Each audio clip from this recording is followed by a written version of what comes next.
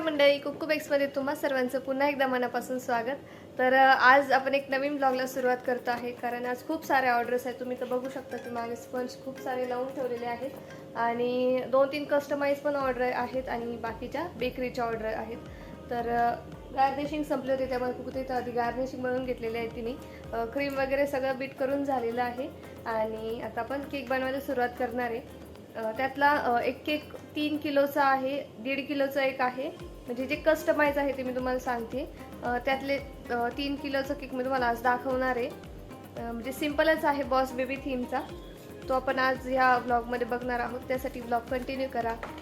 जे केक आहेत, आता आपण जो बॉस बेबीचा केक बनवणार आहे त्याचा फ्लेवर पायनॅपल फ्लेवर आहे, त्यामुळे त्याचं क्रम कोटिंग वगैरे या व्लॉगमध्ये मी काही दाखवणार नाही, कारण मागच्या सगळ्या व्हिडिओमध्ये आपण ते सांगितलेलं आहे कसं करायचं, त्याचं डिटेल व्हिडिओ पण मी दाखवलेलंच आहे।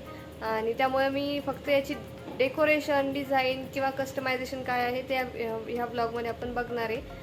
आणि तुम्ही बघू शकता की कुकुदाईनी वरचा जो हा लेयर आहे त्याचा तो कट करून घेतलेला आहे, कारण तो बेकिंगच्या वेळेस खाली गेलेला होता। तर तुम्ही बघू शकता हा लेयर कट करून घेतलेला आहे, हा बेकिंगच्या वेळेस खाली गेला होता। पण जर तुमच्या बाबतीत असं होत असेल तर घाबरून जायचं नाही, त्याचा जो वरचा लेयर आहे तो आपण स्पंजचा कट करून घ्यायचा आणि आपण आपल्याला जेवढे लेयर करायचे तेवढे ते स्पंजचे लेयर करून घ्यायचे। आता हा केक आम्ही क्रम कोट करून घेतो, तोपर्यंत तुम्ही ब्लॉग कंटिन्यू करा।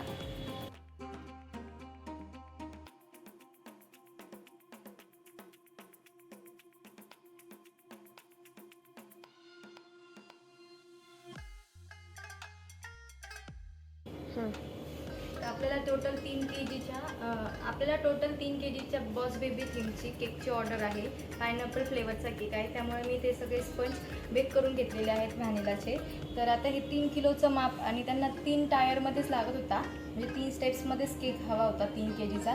तर त्यामुळे मग मी जे काही 3 केजीचं वेट आहे ना ते पूर्ण ह्या 3 टीनमध्ये डिव्हाइड करून घेतलेलं आहे। म्हणजे हा आहे 1.5 किलोचा टीन, म्हणजे 10 इंच आहे। हा आहे 7 इंचीचा टीन, म्हणजे तो 750 ग्रॅमचा आहे। आणि हा आहे पावशरचा टीन जो 5 इंच त्याची डायमीटर जो 5 इंचचा आहे। तर आता हा जो 1.5 किलोचा बेस आहे मी तो या 10 इंची टीनमध्ये बेक करून घेतलेला आहे, हा असा। आणि आपण हा 1 केजीचा जो म्हणजे आता हा 1.5 किलो आणि उरलेला हा जो 1.5 किलो आहे तो मी 2 पार्टमध्ये डिवाइड केलेला आहे। जो 1 केजीचा बेस आहे ना तो मी 1 केजीच्या ह्या 8 इंचीच्या टीनमध्ये न लावता तो या 7 इंचीच्या टीनमध्ये लावलेला आहे, जेणेकरून त्याला थोडीफार हाईट देखील येईल।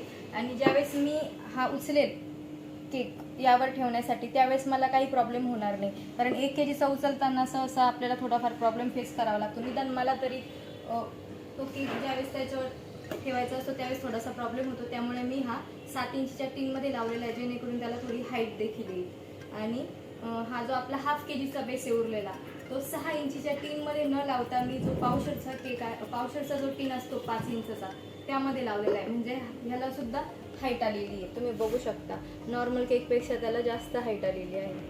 आणि ह्याला देखील जो 1 केजीचा असतो जो पसरट असतो तर तो आपण त्याची थोडीशी साईज कमी घेतलेली आणि हाईट वाढवून दिलेली त्याला फक्त। तर हे असे आपण टोटल 3 केजीचे बेस रेडी केलेले आहेत। 1.5 किलो, 1 किलो आणि अर्धा किलो। 1.5 किलोचा बेस लावला आहे 10 इंच टीनमध्ये, 1 किलोचा लावलेला आहे 7 इंच टीनमध्ये आणि जो अर्धा किलोचा बेस आहे तो लावलेला आहे 5 इंच टीनमध्ये। या दोनमध्येच आपण फक्त मागे पुढे केलेला आहे 7 इंच आणि 5 इंच, जिथे आपण नॉर्मली 8 इंच आणि 6 इंच मध्ये लावतो।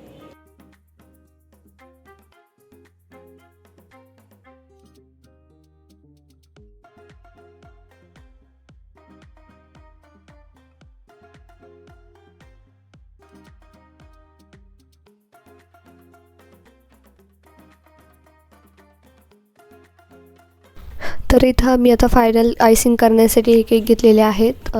मधला जो केक आहे 1 किलोचा, जो आपण पाऊण किलोच्या टीनमध्ये बेक केलेला होता, म्हणजे 7 इंचच्या टीनमध्ये बेक केला होता, त्याला व्हाईट आपल्या व्हिप क्रीमनेच कवर केलेला आहे आणि आपला जो खालचा बॉटमचा लेअर आणि एकदम टॉपचा लेअर म्हणजे 1.5 किलो आणि वरचा अर्धा किलोचा लेअर त्याला आपल्याला स्काय ब्लू कलरच्या क्रीमने कवर करायचा आहे.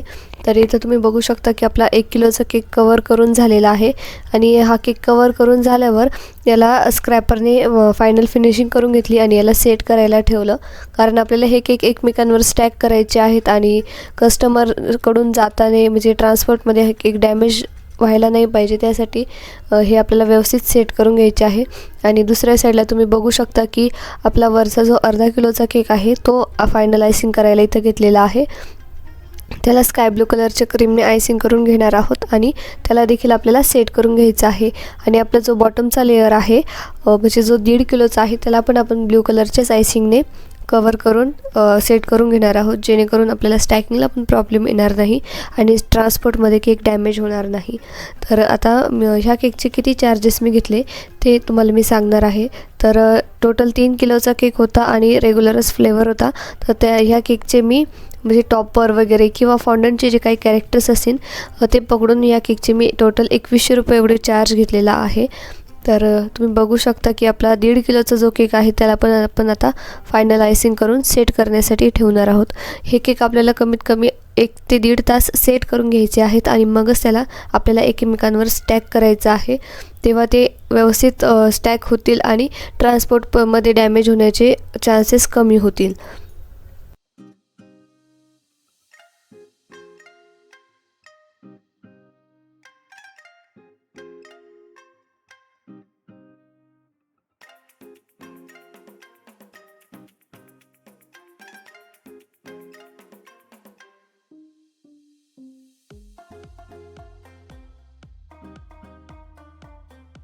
तर इथं आपले तिन्ही केक बनवून झालेले आहेत आणि याला मी व्यवस्थित सेट करून घेतलेलं आहे. कमीत कमी आपल्याला 1 ते 1.5 तास सेट करायचं आहे.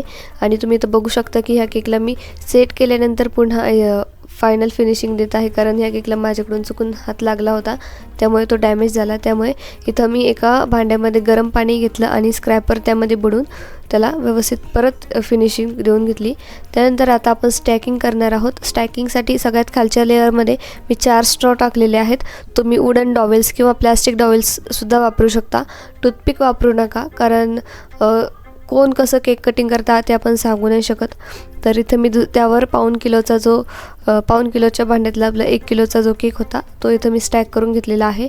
स्टॅकिंगची मेथड मी या आधीच्या व्हिडिओमध्ये सांगितलेली आहे, ते व्हिडिओ पण तुम्ही नक्की बघा. खूप छान व्हिडिओ आहेत आणि डिझाईन्स पण खूप छान आहेत आणि इन्फॉर्मेटिव्हसुद्धा आहेत. आता स्टॅकिंग केल्यानंतर तिन्ही केकच्यामध्ये 1 स्ट्रॉ मी इथं टाकलेली आहे. तुम्ही बघू शकता की हे स्ट्रॉ आपल्याला आतपर्यंत घालायचे आहे आणि एक्स्ट्राची जी स्ट्रॉ आहे ती आपल्याला कट करून घ्यायचं आहे. आणि स्ट्रॉमुळे जे होल झालेलं असतं ते आपल्याला क्रीमने झाकून घ्यायचं आहे, म्हणजे आपला केक एकदम परफेक्ट दिसेल. तर इथं आपलं स्टॅकिंग झालेलं आहे. आता आपण केकला फायनल टॉपर लावून घेणार आहोत, फायनल डेकोरेशन करून घेणार आहोत. तर तुम्ही बघू शकता की इथं काही फॉन्डंटच्या स्ट्रिप्स पट्ट्या कट केलेल्या होत्या ब्ल्यू कलरच्या फॉन्डंटमध्ये. तर ह्या आपल्याला त्या केकवर लावून घ्यायच्या आहेत. आपल्याला त्या ॲडजस्ट पण करता आल्या पाहिजे, म्हणजे साईज त्याची कमी जास्त होऊ शकते. तर आपल्याला त्या कात्रीच्या साहाय्याने किंवा कटरच्या साहाय्याने कट करून घ्यायचं आहे एक्स्ट्राचं जे काय आहे.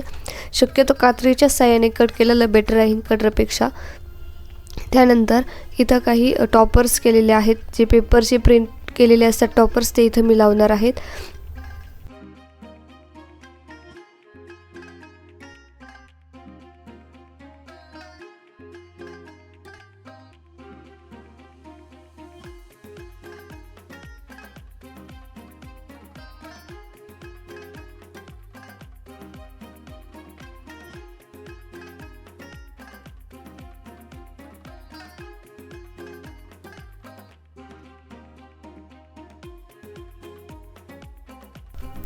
तर इथं आपला हा बॉस बेबी थीमचा केक तयार झालेला आहे.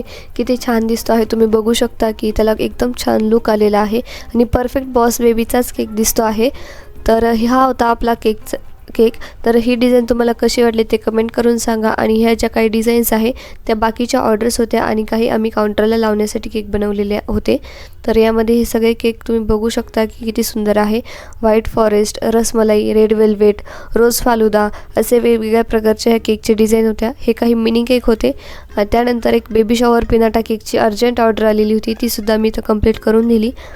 आणि त्यानंतर एक ब्राऊनची सुद्धा ऑर्डर इथं मी कंप्लीट केलेली होती. तर हा व्हिडिओ तुम्हाला कसा वाटला ते कमेंटमध्ये नक्की सांगा. व्हिडिओ जर आवडला असेल तर लाईक करा, शेअर करा आणि चॅनलला सबस्क्राईब करायला विसरू नका.